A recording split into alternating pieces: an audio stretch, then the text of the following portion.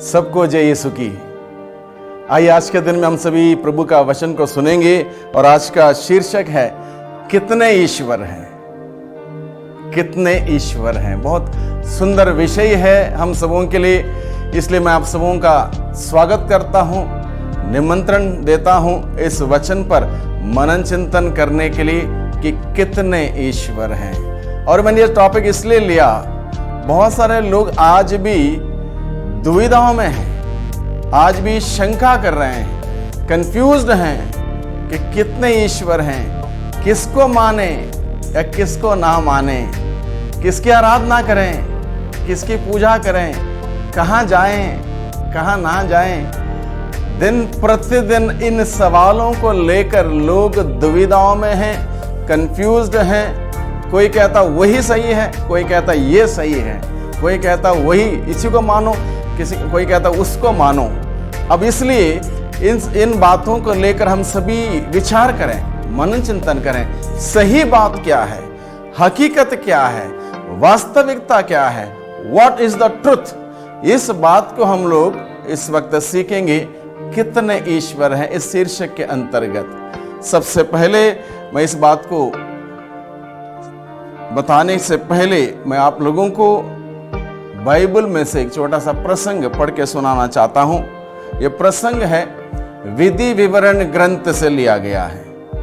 पुराने विधान के विधि विवरण ग्रंथ से ये लिया गया है, अध्याय 6 पद संख्या 4 से आगे। विधि विवरण ग्रंथ अध्याय 6 पद संख्या 4 से आगे यहां पर लिखा है, इज़राइल इज़राइल सुनो, इज़राइल सुनो। अब इज़राइल का तात्पर्य क्या है? इज़राइल का तात्पर्य, इज़राइल प्रजा ईश्वर की अपनी निजी प्रजा थी। उस प्रजा को ईश्वर ने अपनी निजी प्रजा के रूप में अपनाया था। वो उनकी प्रिय संतान थी, इसलिए उनको संबोधित करते उनके नाम से, इज़राइल। तो ये पुरानी जमाने की बात है, लेकिन आज के दिन में जब हम लोग वचन सुनते हैं या पढ़ते हैं, इसका तात्पर्य क्या है?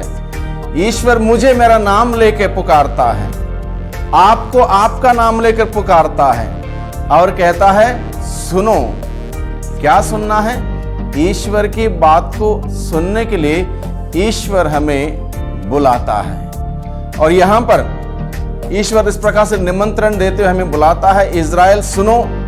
यानी कि मेरा नाम फ्रांसिस है तो मुझसे कहता है, फ्रांसिस सुनो। आपका नाम मान लो उदाहरण के लिए विजयी है, तो आपसे कहेगा विजयी सुनो। किसी का नाम है संगीता, संगीता सुनो। यानी कि हर व्यक्ति से ईश्वर नाम लेते हुए हमें कहता है और बताता है सुनो। क्या सुनना है? हम अब तक सुनते आए हैं, बहुत सारी बातें, बहुत सारी घटनाएं, बहुत टॉपिक्स पर सुनते आए हैं, लोगों की बातें सुनते आए हैं। अब ईश्वर हम सबों से कहता है, ईश्वर की बातों को सुने, ईश्वर की बातों को सुने, प्रभु की बातों को सुने। ईश्वर हम सबों को निमंत्रण देता है। Hallelujah, hallelujah, hallelujah. अब तक हम लोगों की बातों को सुनते आए हैं, अब ईश्वर हम सबों को कहता है ईश्वर की बातों को सुने।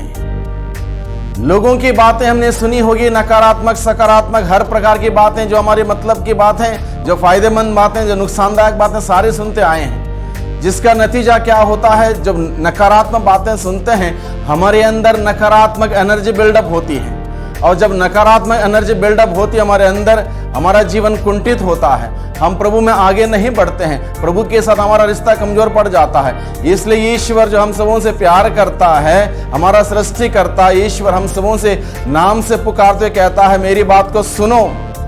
ईश्वर की बात इसलिए सुनने की जरूरत है क्योंकि ईश्वर का वचन सकारात्मक है, ईश्वर का वचन पॉजिटिव है। और जितना हम ईश्वर का जीवंत वचन को सुनेंगे, ईश्वर का जीवंत शक्तिशाली सामर्थ्यवान वचनों को सुनेंगे, उतना हमारे अंदर पॉजिटिव एनर्जी बिल्डअप होगी। और जितना पॉजिटिव एनर्जी हमारे अंदर बिल्डअप होगी, सकारात्मक ताकत हमारे अंदर आएगी, हमारे अंदर जीवन आएगा, हमारे अंदर जीवन आएगा। जिस प्रकार से प्रभु प्रभु का वचन नबी इसायाह का ग्रंथ अध्याय 55 पद संख्या 3 में बताया गया है, कान लगाकर सुनो, कान लगाकर ईश्वर का वचन को सुनो और मेरे पास आओ, मेरी बातों पर ध्यान दो। यानी कि ईश्वर बार बार हमें बताता है, ईश्वर की वचन को, ईश्वर की बात को कान लगा कर सुने, और जो कान लगा के सुनता है वो ईश्वर के नजदीक जा सकता है, ईश्वर के करीब जा सकता है और ईश्वर से अपने जीवन में आशीष पा सकता है। इसलिए प्रभु हमें बुलाता है सुनने के लिए। तो आज के दिन में हमें सुनना है। क्या सुनना है? जो टॉपिक हमारा है, कितने ईश्वर हैं, ये बात सिर्फ सुनने से, इस बात को सुनने से स्पष्ट हो जाएगी। आगे लिखा है, हमारा प्रभु ईश्वर एकमात्र प्रभु है।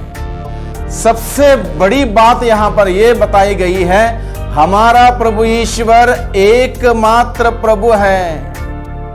ध्यान दीजिए भाइयों बहनों, यहां पर शब्द कौन सा इस्तेमाल किया गया? शब्द इस्तेमाल किया गया ईश्वर। लोग अक्सर बोलते हैं भगवान। अब इस बात को, इसका डिफरेंस क्या है, इसका फर्क क्या है, इसका अर्थ क्या है, इसका तात्पर्य क्या है, इस बात को समझें। ईश्वर कौन है? ईश्वर वह है जिसके ऊपर और कोई नहीं, सबसे बड़ा, सर्वसंपन्न, सर्वव्यापी, वो है ईश्वर। जिसने आकाश को बनाया, जिसने पृथ्वी को बनाया, जिसने मुझे बनाया, आपको बनाया, हम सबों को बनाया, इस पृथ्वी के सारे जीव जंतुओं को बनाया, आकाश के पूरा तारा मंडल को बनाया, जो मुझसे और आपसे बेहद आज भी प्यार करता है, मेरी और आपकी देख रेख करता है, मुझे और आपके लिए इंतजाम करता, प्रबंध करता है, वो है ईश्वर। वो है ईश्वर जो सर्वशक्तिमान है। भगवान कौन है? भगवान को मनुष्य ने बनाया। भगवान को मनुष्य ने बनाया।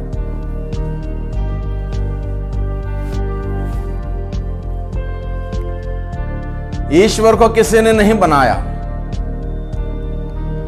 भगवान को मनुष्य ने बनाया और अलग अलग रूप में उसको प्रस्तुत किया। कुछ लोगों ने सोचा भगवान यानी कि सबसे बड़ा, मनुष्य से उसका आकार डबल कर दिया, बहुत लंबा चौड़ा कर दिया, मोटा हट्टा कट्टा, 2 हाथ के बदले 4 हाथ कर दिए। किसी को बहुत और शक्तिशाली दिखाने के लिए शेर की पीठ में बैठा दिया, किसी के हाथ में बहुत बड़ा और कुछ थमा दिया। अलग अलग रूप मनुष्य ने दिया और कहा यह भगवान है। भगवान को मनुष्य ने बनाया। एक बार एक पंडित की बेटी मंदिर गई प्रार्थना करने के लिए। उसने अपने पिता से पूछा, जो पंडित है, पापा हम सबों को किसने बनाया? उस पंडित ने अपनी बेटी से कहा, हम सबों को इन्हीं लोगों ने बनाया। इन्हीं लोगों ने यानी कि वहां पर जो भी मूर्तियां रखी थी अलग अलग प्रकार की, उन मूर्तियों की ओर इशारा करते हुए उसने अपनी बेटी को बताया, इन मूर्तियों को मूर्तियों ने हमें बनाया। तो इस बेटी ने, छोटी बेटी ने अपने पापा से पूछा, पंडित से, इन मूर्तियों को किसने बनाया? नहीं, इसको इनको किसी ने नहीं बनाया, या अपने आप। तो लोग, बहुत सारे लोग कंफ्यूज हैं, हमको किसने बनाया, उस ईश्वर को हम जाने। तब उस बेटी ने उसको अपने पापा से कहा, पापा अगर इन्होंने हमको बनाया तो जब हम आते हैं, हम इनकी पूजा करते हैं, प्रसाद चढ़ाते हैं, ये हमसे बातें भी नहीं करते।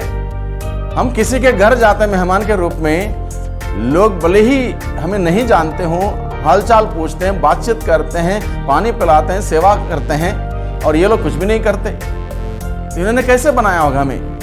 सच बताइए, हमें बनाया किसने?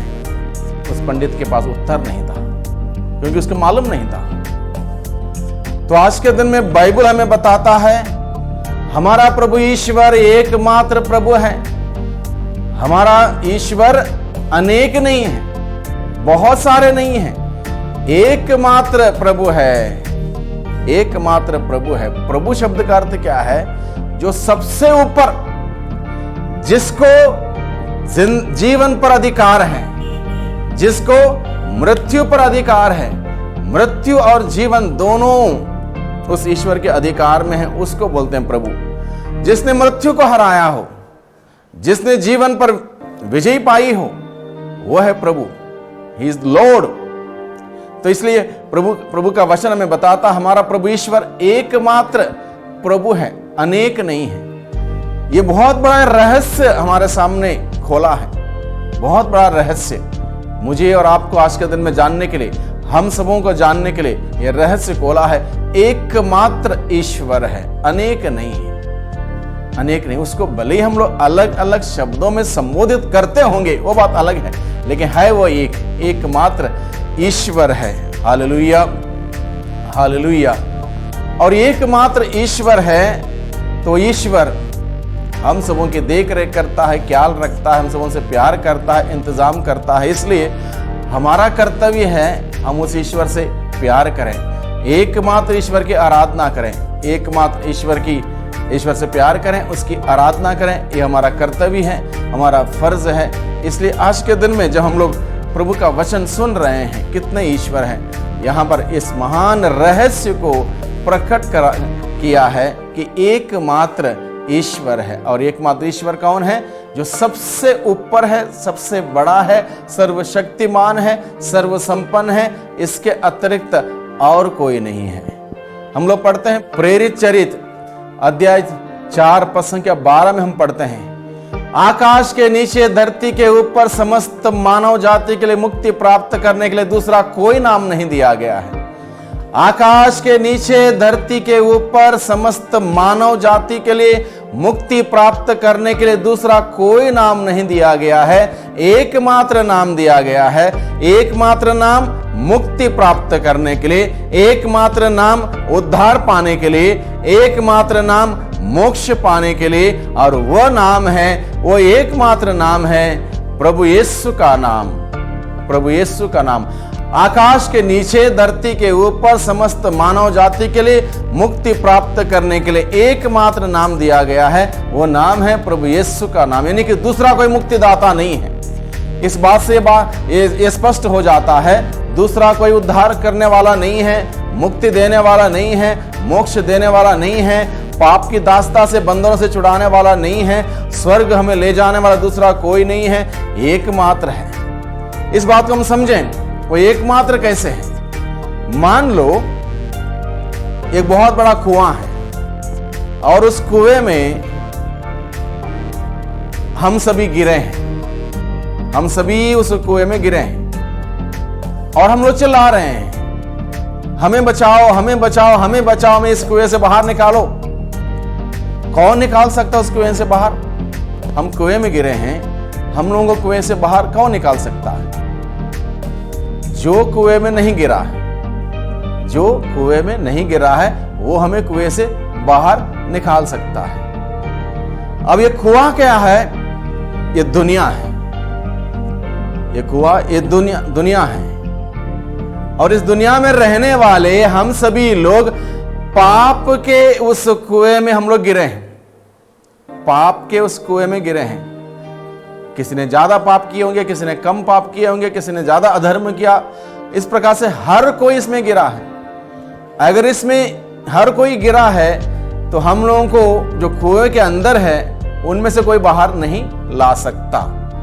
हमें कुएं से बाहर निकालना हो तो जो कुएं में नहीं गिरा है, यानी कि जो पाप में नहीं गिरा है, जिसने पाप नहीं किया है, वो हमें बचा सकता है। और किसने पाप नहीं किया? एकमात्र है वो है यीशु प्रभु। वो है यीशु प्रभु जिसने पाप नहीं किया।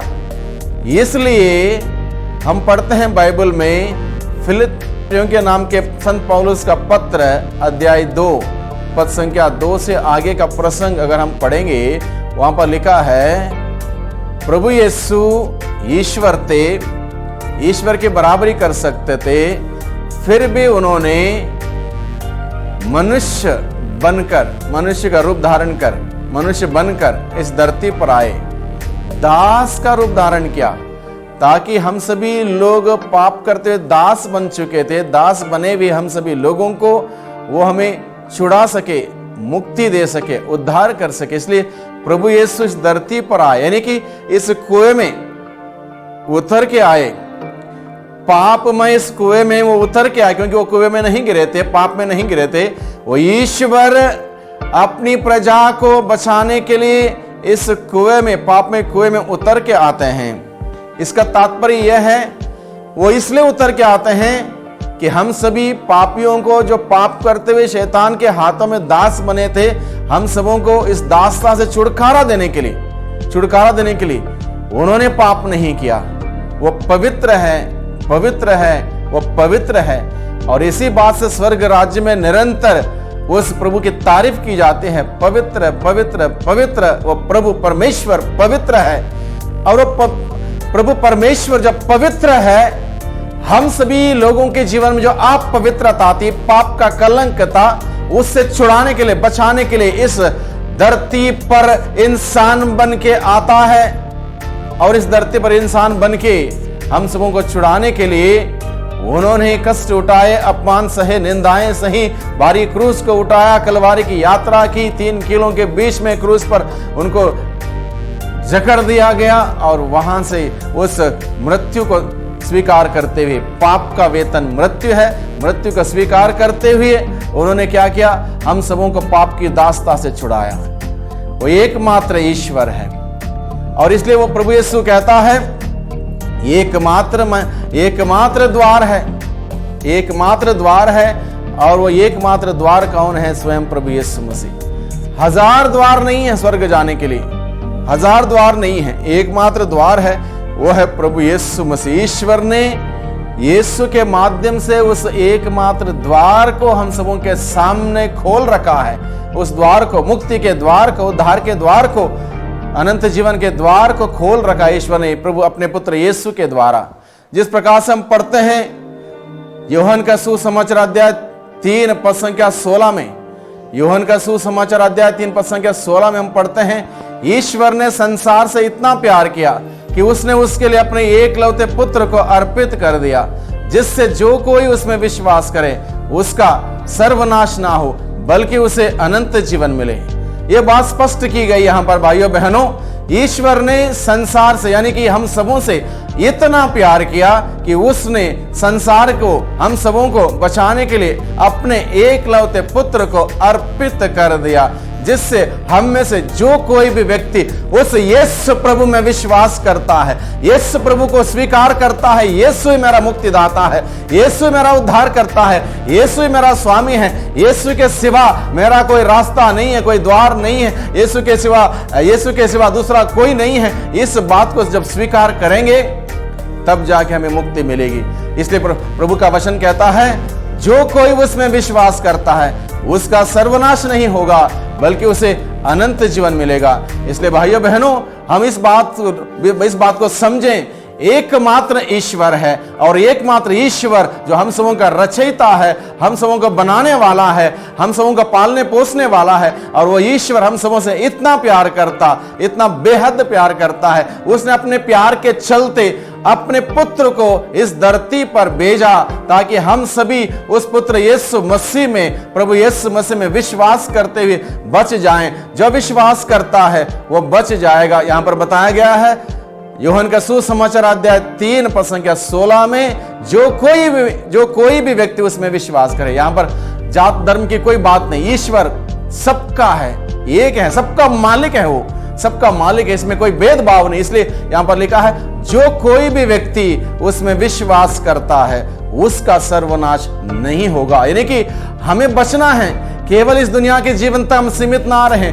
इस दुनिया का जीवन एक प्रकार का रंगमंच है। इस रंगमंच पर हम सबों को अलग अलग प्रकार का एक भूमिका निभानी है, अलग अलग प्रकार के किरदार निभाने हैं। और इस धरती पर जीवन बिताते वक्त, अलग अलग प्रकार के किरदार निभाते वक्त, अलग अलग प्रकार की भूमिका निभाते वक्त हम सबों को अलग अलग प्रकार के परिधान दिए गए हैं। यह शरीर एक परिधान है, और एक दिन हमारे इस धरती पर, इस रंगमंच पर हमारी भूमिका अदा हो जाएगी, पूरी हो जाएगी, हमारा रोल पूरा हो जाएगा, हमें ये परिधान, ये शरीर त्यागना होगा। उसके बाद हमें यहां से चले जाना है। कहां जाएंगे?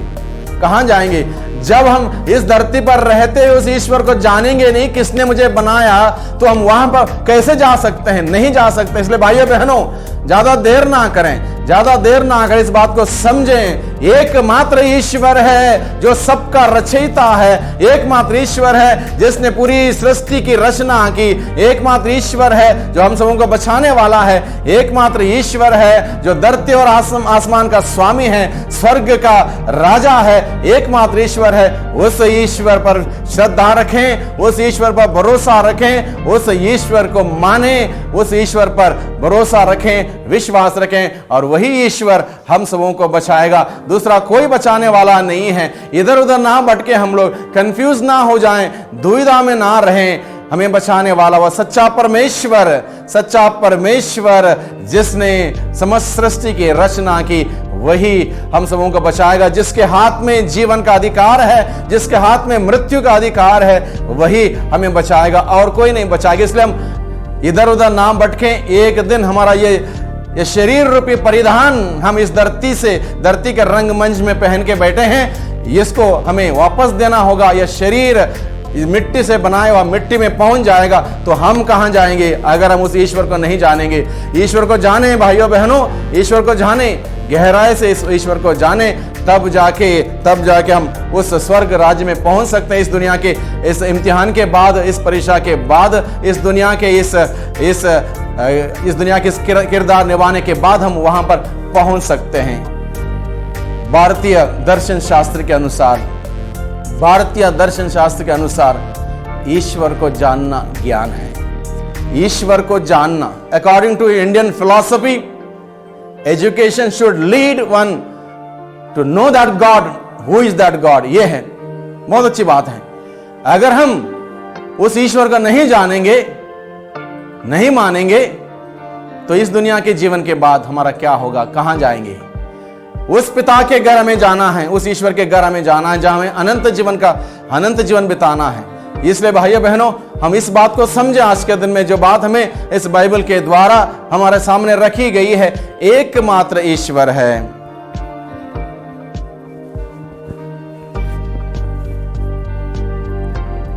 एकमात्र ईश्वर है, इस बात को हम समझें। अनेक नहीं है, वो एक है, वो एक है। उस एकमात्र ईश्वर को माने, ईश्वर को जाने, तब जाके हमारी मुक्ति होगी, अन्यथा हम लोग बर्बाद होंगे। जिस प्रकार से बाइबल में बताया है, जो कोई भी उसमें विश्वास करता है उसका सर्वनाश नहीं होगा, जो विश्वास नहीं करेगा उसका सर्वनाश होगा। इसलिए हम नहीं चाहते किसी का सर्वनाश ना हो, इसलिए आपके सामने ये बात बताई गई कि एकमात्र ईश्वर है। इस ईश्वर के बारे में, प्रभु यीशु के बारे में, प्रभु यीशु मसीह इस धरती पर आने से हजारों साल पहले से ही उसकी भविष्यवाणी की गई थी कि एक ऐसा व्यक्ति आएगा अपनी प्रजा को बचाने के लिए। लकड़ी के काट पर मरेगा, उसकी हड्डियां नहीं तोड़ी जाएंगी। ऋग्वेद के अध्याय 9 पद से 2 से आगे पढ़ें। हजारों साल पहले इस ईश्वर के बारे में बताया कि अपनी प्रजा को बचाने के लिए वह ईश्वर इस धरती पर आएगा, लकड़ी के काट पर मरेगा, और उसके मरने से उसकी प्रजा बच जाएगी। जो उसमें विश्वास करेगी बच जाएगी। ये केवल बाइबल नहीं बताता, दूसरे धर्म ग्रंथ भी इस बात का उल्लेख करते हैं कि एकमात्र ईश्वर है जो हम सबों का मालिक है। इसलिए भाइयों बहनों, उस ईश्वर को जाने, उस ईश्वर को माने, अपने जीवन को बर्बाद ना करें, अपने जीवन को सफल बनाएं। सफल बनाना हो, उस ईश्वर के साथ हमें जुड़ना होगा। जिस प्रकार से मान लो ये लाइट अभी जल रहे हैं, ये लाइट को जलने के लिए इसका तार कनेक्ट है उस बिजली से, जब कनेक्ट होगा तब ये लाइट जलेंगे। उसी प्रकार से हमारा जीवन उस जीवन देने वाले से कनेक्ट रहेगा, तभी जीवन रहेगा। हम नहीं चाहेंगे, कोई भी नहीं चाहेगा, ईश्वर भी नहीं चाहता। ईश्वर की योजना यह नहीं है कि 50 साल, 60 साल, 70 साल, 80 साल, 90 साल का जीवन इस धरती पर बिताए और समाप्त नहीं। इस धरती का जीवन क्षण भंगुर है, 4 दिन का है। हमारे असली जीवन की शुरुआत होगी स्वर्ग में, और स्वर्ग जाना हो उस एकमात्र ईश्वर को जानना होगा, यीशु प्रभु को, मुक्तिदाता को जानना होगा, उसमें विश्वास करना होगा। जो विश्वास करेगा वो बच जाएगा। इसलिए प्यारे भाइयों बहनों, इस वक्त हम सभी प्रार्थना करें उस ज्ञान के लिए, तो हमें वो ज्ञान मिले कि एकमात्र ईश्वर है जो मेरा रचयिता, मुझे बनाने वाला, मुझे देख रेख करने वाला, प्यार करने वाला, संभालने वाला, बचाने वाला, खतरों से, मुसीबतों से, रोगों से, महामारी से, पीड़ाओं से बचाने वाला वो एकमात्र है। उसको हम सभी जानने का वरदान मांगे, उसको मानने का वरदान मांगे, उसमें विश्वास करने का, विश्वास का वरदान मांगे, ताकि विश्वास के द्वारा हम सभी बच जाएं। वही प्रभु परमेश्वर हम सबों को सुरक्षित रखें, हम सबों को सुखमय रखें, हम सबों को आनंद प्रदान करते रहें, हम सबों को बहुतायत का जीवन प्रदान करें। पिता और पुत्र और पवित्र आत्मा के नाम पर आमीन।